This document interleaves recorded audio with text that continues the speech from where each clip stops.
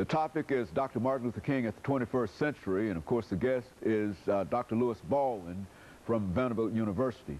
Dr. Baldwin, during this last segment, let's give you an opportunity to sort of inform our audience in terms of some of the things that you're thinking about in terms of Dr. Martin Luther King and how Dr. King, the role that Dr. King has played in what we're doing here today. Okay. One of the things that disturbed me today is that we have this tremendous tendency to celebrate the dreamer, the person of Dr. King, who he was.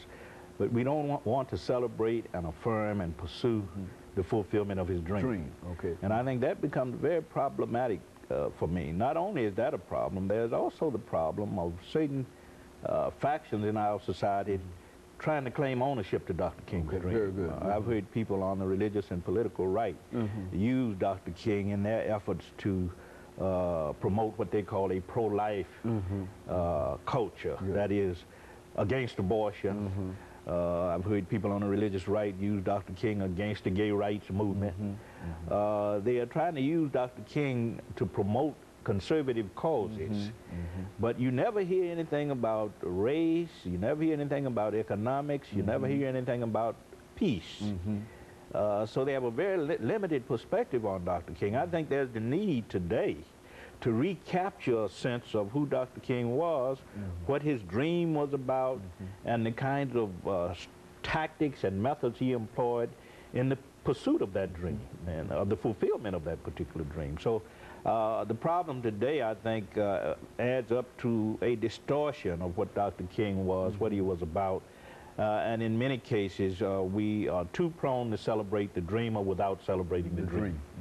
You know, Dr. Baldwin, what we always try to do is to have our guests to say something that would be beneficial to the young people, because of course not only would it be beneficial to the young people but older people as well. But I think that you would admit that we're having a real problem in terms of dealing with our young people and having them to focus on some of the things that are important, etc. Certainly Dr. King would have some attitudes in reference to these pants, that we are way people dressing, etc., and etc. And so, why don't you speak, you know, what would be his message today? His message to young people today in terms of what they have to do. I think one aspect of his message would be study hard.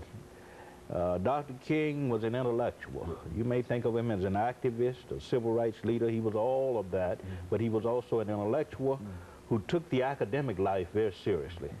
And in his own speeches and letters to students, he encouraged them to study hard. That's one thing he encouraged them to do. Secondly, to avoid too much obsession with materialistic values. Very good. Because our young people are concerned about materialism. The price of clothes, the price of our sneakers, expensive clothes, expensive jewelry, that kind of thing. Dr. King was not about that. He said that materialism shouldn't be very important in our lives. We all have things, we all want to own things, but spiritual values are much more important. Moral values are much more important. We have to learn how to live in relationship to our fellow men and women.